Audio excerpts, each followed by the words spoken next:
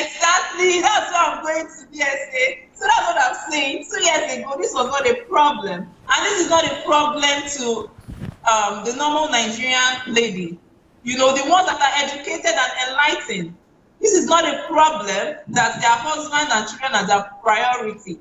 But because I know better, I can now say for a fact that there's a even from the sound man, from a man that is really sound and won't want to cause the woman to become a slave. That is from the best of Nigerian men, eh? Yes, from the best of Nigerian men, DSA. This is what you're going to get. And I challenge every viewer out there to post this on social media platform. Throw out those questions throw this question, and you will see the kind of answers you'll be getting. This is from the educated Nigerian man. And this man is somebody I respect so much. You know the man? This is somebody that... You know the man yourself? Yes, I know. Yeah. So he's a sophisticated Nigerian. Yes, he's a normal guy. He's educated, very much enlightened. He even schooled in Germany and came back. So he's a very enlightened person. And this is what I got from him. So he's not asking for a woman that would... So this man thinks that a woman's prayer, a woman is the one to pray, to protect him. He thinks that the woman is the one to give him attention. The woman should correct him. The woman should teach him. So if a woman is doing all these things, what is your job as a man? Why are you bringing a woman into your house and tell her to make it your priority? So the woman then is the priest of the family, not the husband again. Yes, exactly. And this is from the normal. You will hear people that will tell you that the prayer of a woman works wonders, and a wise woman builds their home. So this is from a typical religious, educated. No, are they not the same people who? Are they not the same people who say the husband is the covering, is the head? If the husband is the head, is he not the one to cover the wife and the children? The husband is the master. He's the master, but it's not the covering. Okay, he's the master. Yeah, so they think that a prayerful woman and a woman that is all those things is what they need. So you can see that he's not saying that. Right now, if I were to be very single and I go out on a date and I ask a man, what is wife material to you? And he says all these things, I will just know that this person, there's some. But before, I didn't know there was anything wrong with So what is the second answer? Okay, let's get the second answer. Can we have the second answer? From the person that's not very much exposed. Okay. Okay. From the person that's not very much exposed or that has not risen to be as educated or enlightened as that person, he said, a woman who knows God, who is a good cook, who can do chores without complaining, a woman who can take care of children and love them. She must be meek, humble, and willing in submission to her husband. She must respect me at all times. She must not be rude or speak back to her husband. My God. She should respect my mother and family. I don't want a woman that will be denying me sex when I need it. She must have a good paying job too, not become a liability. She should be very prayerful enough to cover for her family. My God. The prayer of a woman is important to the family. Who is the woman that will sign? Who is the woman that will sign up to this one? Yes, and many of them will sign up. Many of them will sign up. It's not a joke. If you post this thing on social media now and say, this is what I'm looking for, our girls are going to queue up. Our girls are going to line up for this man. But anyway, let me. I want you to analyze this answer because this is crazy. Please go ahead, throw out the whole thing. Okay, right now, this person is trying to tell me now that they need a maid. They need a house. Yes, go ahead, please. They need income from the maid. So while you're at home doing all the chores and doing everything, you still have to go out and work. While all the man has to do is maybe also work, but maybe just in his job or his business. But this man also has to go to a business. This man also has to go to a job and still come back home at the end of the month with money. The woman still has to support you financially and carry all those things. She has to respect your mother and family that she has not met, and we don't know if those people are going to respect her. So a woman is just, somebody is just there, right there, just waiting for you to come into your house, and then you're going to reprogram her into what she wants her to be. And she's going to not deny you sex, even when she's emotionally down, even when she's suffering, maybe after childbirth, when she needs rest after the long day's job and having to come back by 10 p.m. to cook your food. She still has to open your leg and allow you to have sex, allow you to have sexual gratification and orgasm. Because the only thing you think with is your penis. You don't think your brain is not functioning. So you're expecting a willing slave that will do all these things and still at night, just like a robot, open their legs for you to have gratification. So as a matter of fact, I didn't give this person any response. I didn't give the other person any response because all I was doing was just gathering information for my video. So this is what the crazy Nigerian man, the one that is not enlightened, this is what's white material. When they say, I want to marry, this is the picture they have in their head. So how many percentage of men, how many percentage of Nigerian men are like this? Oh, for this one, I'm going to say like 60% of, I'm going to say it, like 60% of Nigerian men are like this. And then maybe we have 30% that are just like my other brother, and I will not blame him because a lot of people don't know what purpose and calling is. Because I didn't even know what purpose and calling is too. So I won't blame that one. At least he's even a bit lenient. So that is it. The typical Nigerian man that is exposed is a bit lenient in his understanding of a wife. But the one that is coming from a village or coming from somewhere or coming from a house where the mother has treated him and pampered him so much is going to bring a woman and turn her into something and make her give birth to children and make her become a housemaid and also make her to become a money-bringing machine. 60% of Nigerian men are like that. And I have evidence to show for it. I'm going to show it. They are like that. If we go to some top platforms and post this question, you'll be amazed at the answers that we are going to get. Wow. They are like that. Scary. Okay, I'm sure. Gets my soul. I'm sure you have some other points. Yes. Yeah. Okay. There's this video of a senator that went viral recently. A senator that walked into a store and was hitting up a woman. I don't know if you saw the video. Yes. So apparently, so the man walked into the store, and maybe because an unknown woman didn't respect him. So that's what I'm saying. So this man, he has a position as well. So he has two things that made him to expect that somebody should respect him. One of them is that he's a senator, and the other one is that he is a man. And the person talking to him is a woman. So according to what he said anger. So what angered you that somebody is talking to you?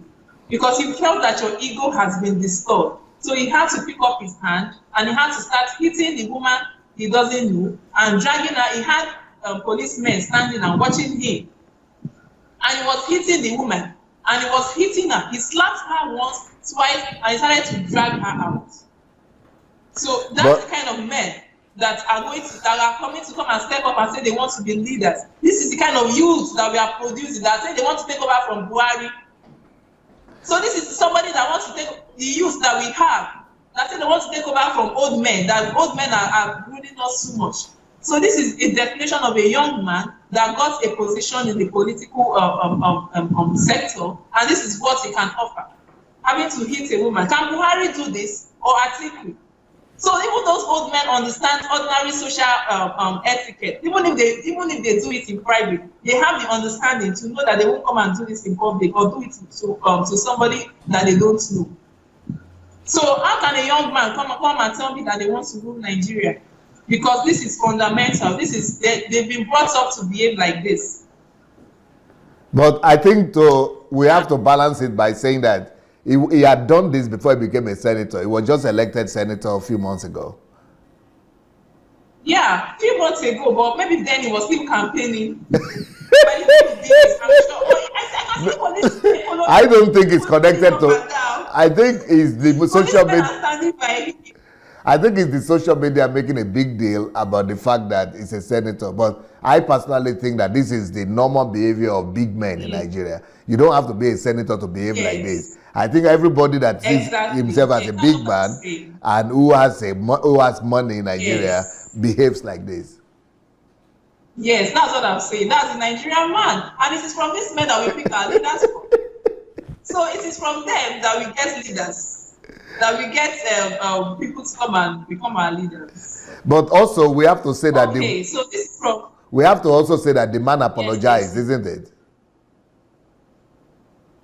Yeah, he apologized because it is now on social media and everybody is coming to call him out and disturb his life. He was going to be sent to jail. His position is at stake or something. So he has to apologize. But what if this didn't go viral? He's going to do it again. And I know that this man is going to hit another woman, but he's going to make sure there are no cameras. After hitting the woman, he's going to say, bring all the cameras. This is going to happen. If a man is hitting a woman, he's going to keep, and I can say for sure that this person is also hitting his wife at home. Because the woman also came on social media to support him. You know, even after seeing the video, she said, my husband is innocent and didn't do this thing. So, you know, this person must be, No, so some people, did you see the video of the apology of the man? Yeah, I did. You did? Yes, I did. I saw it. Okay, but a lot of people who saw it said he never repented to the woman. He never apologized to the woman, but he did. He mentioned the name of the woman.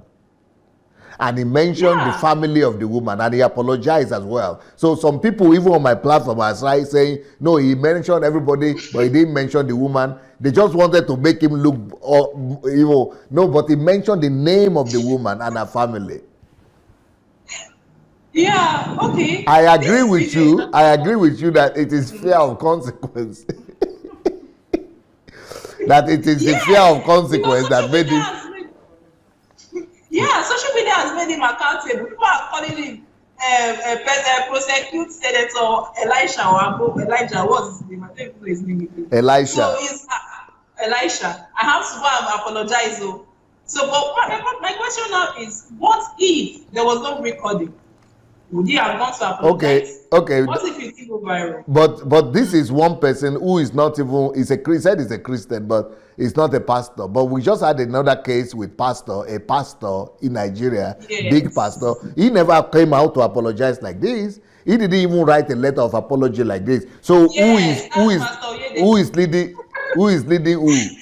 You are talking of Pastor Oyedepo. No, I'm talking of Abuja pastor. This week is going on right now. Koza. Yes, he never came out to apologize, and even Oyedepo too never came out to apologize. That's why I personally posted the apology of this guy as a good example for Christian leaders and for political leaders too. At least he's done something that even pastors didn't do.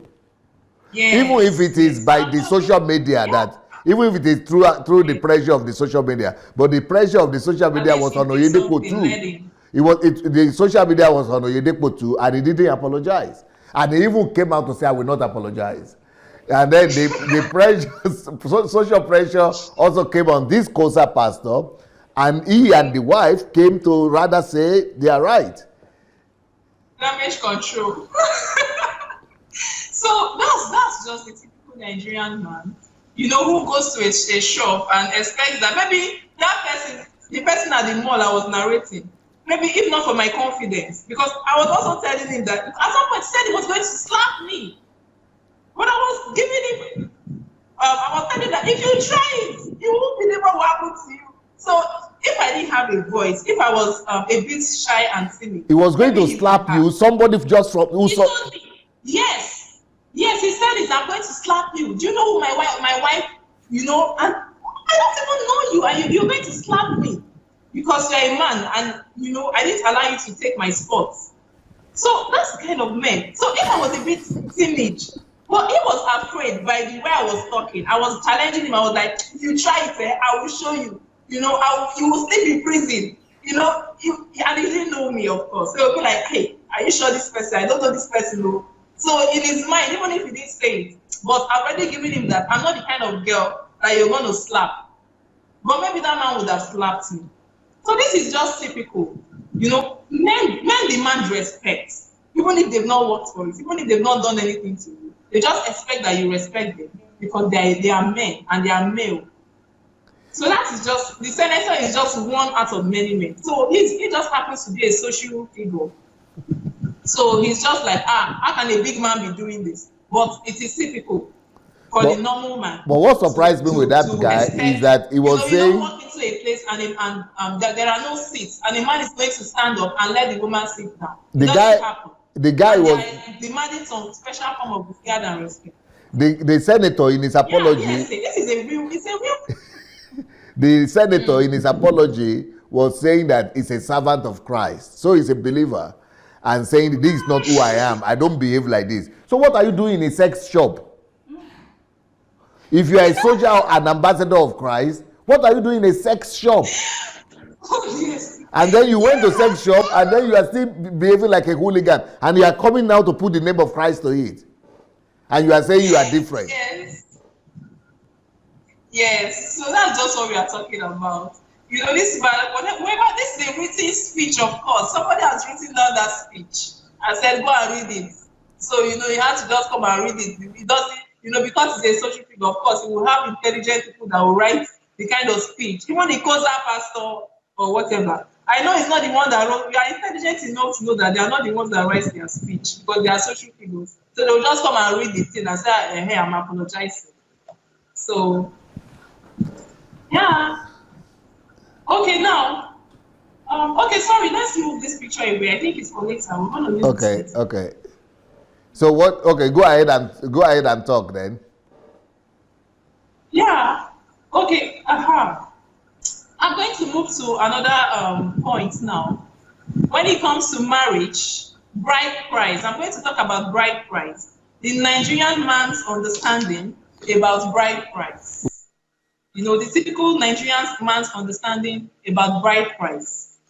Okay. Now let's look at this picture and let's go to the next one. You want to, we should remove this. We should remove this picture. It's for later. Now I'm going to explain what happened with the next picture. No, this one. You want this or the next picture? The next one. Okay, slide the share. There's one that has a write-up on it. Okay. What is the write-up? This one. Yeah, this one. This one. Okay. Yes, but I can't really see it. You want to read it? Yes, there's a write-up I have to read. You want us to read it, eh?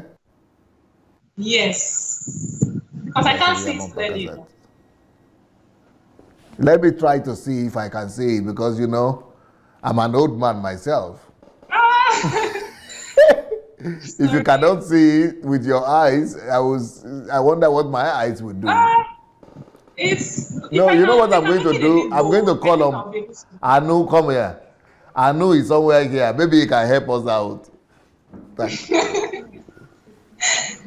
Can you see from here? Or it's better for it to be there? No, you've got to speak into the microphone. Okay, can you read it? All right. You try to talk loud. Okay. Marital bliss. I need your advice and prayers.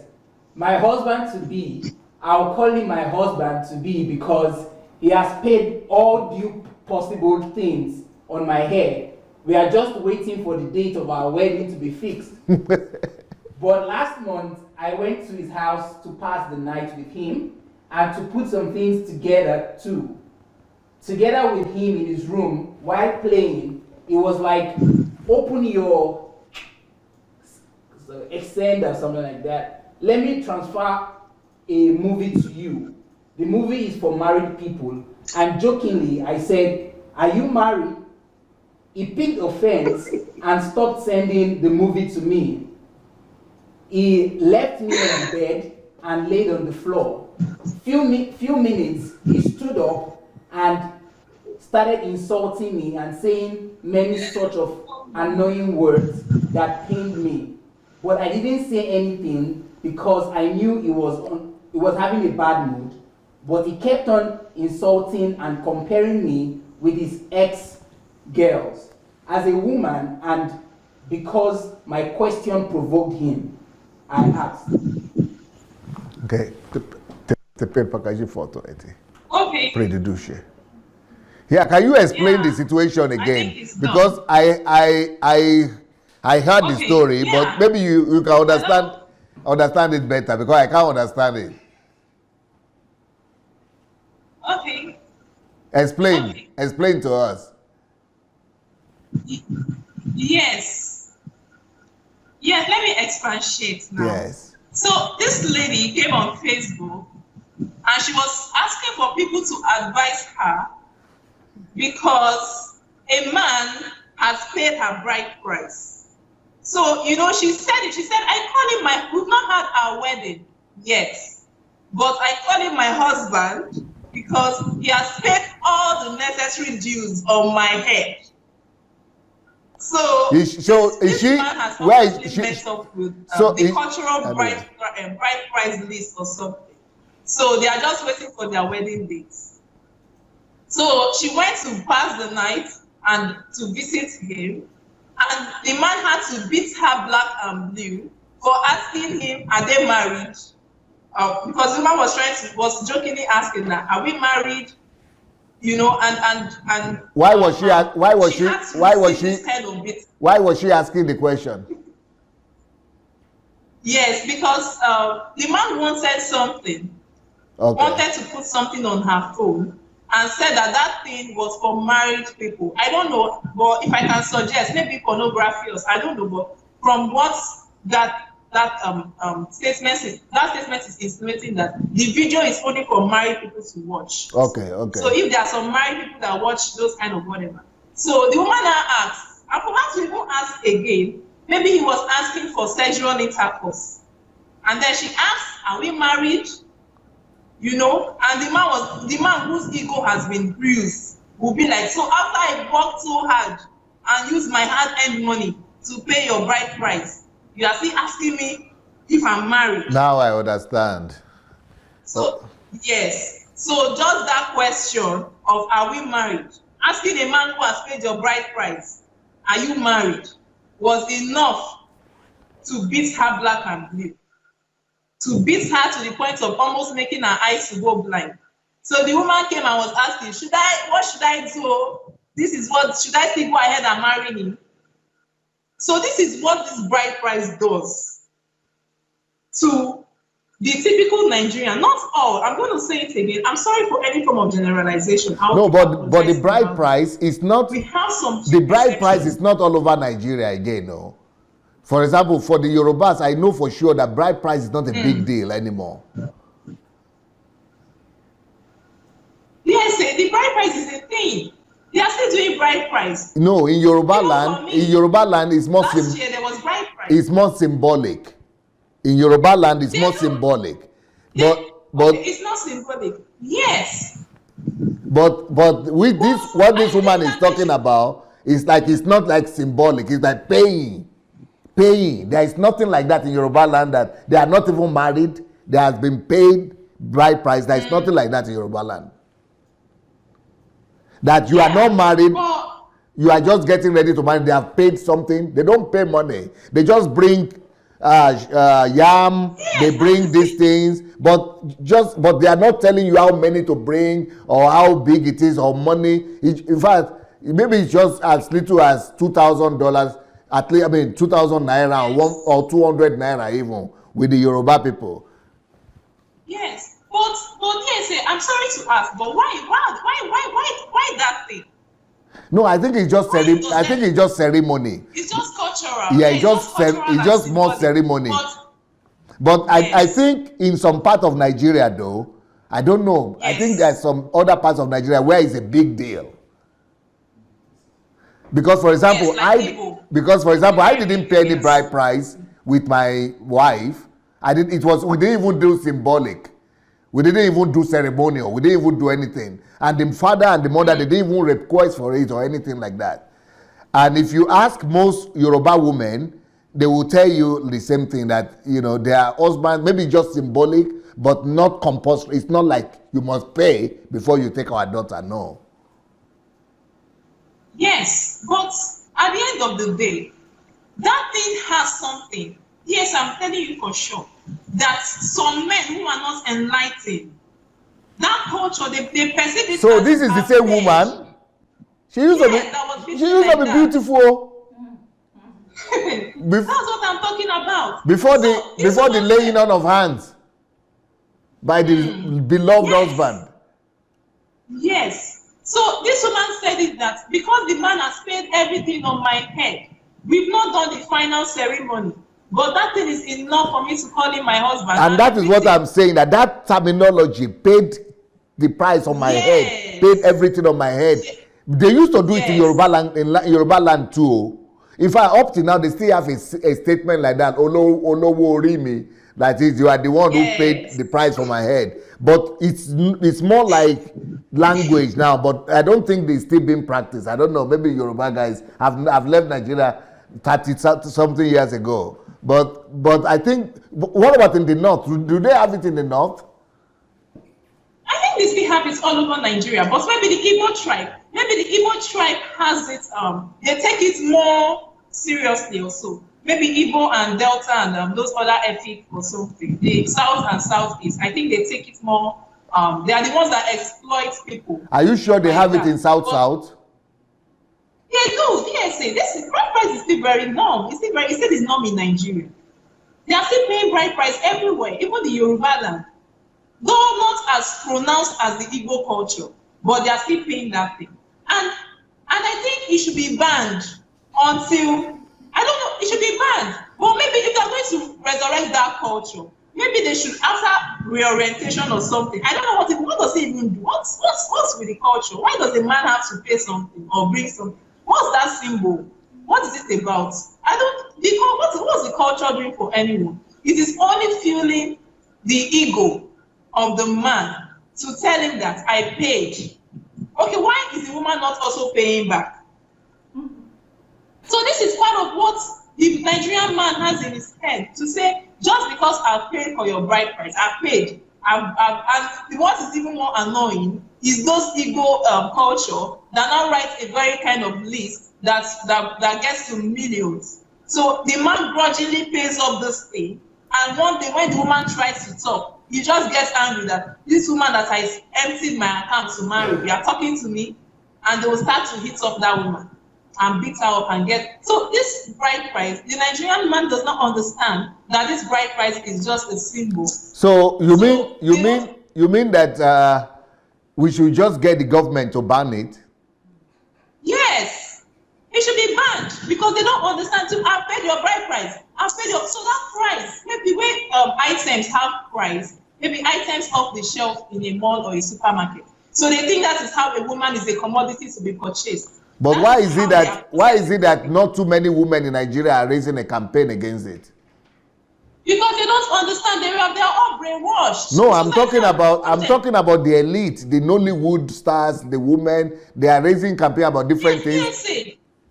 Yes, even they don't understand this thing. Even myself, I didn't understand it. Last year or last 2 years, this lady brought it up for the very first time to my hearing. Elizabeth, I know. She brought it up, and I remember I fought her on that post. Like, why would you say that? It is the honor. So the woman perceives it as the honor. You know, a man is honoring me and my parents by paying my bride price. But why does a man have to pay something? You know, of course, whatever the man is paying cannot make up for all the many years that your parents groomed you, for all the inputs, all the financial obligations and whatever. So why is that a culture? Why is that a thing? You know, you are talking, these things you are talking to me now, it's like we are coming from different countries. I can't believe it, what you are telling me. That is such a big problem in Nigeria. That is the thing, DSA. It is the norm. It is normal. People pay bride price well over here. But what I hear actually is that maybe in some Yoruba culture, it's always a very little amount of money. And same goes for the Igbo too. So what the Igbo people do is that they write a very big list. I don't know, I sent some list or something. I don't know if you guys can we find a list? You know, they write a very big list, you know, and then at the end of the day, after writing that list, they now put maybe 10 naira. That was what happened to my elder sister. So the list that they wrote was rising to hundreds of thousands. But what they now called and said bride price is very small. Maybe just a little 5 naira or 10 naira. But this list has already taken up everything the man has. If the man is just a starter. So this is kind of list we have. You know, 7 crates of malt, 2 cows, 3 bags of rice, you know, all those outrageous things. And at the end of the day, they will not tell you to pay 5 naira for the actual bride price.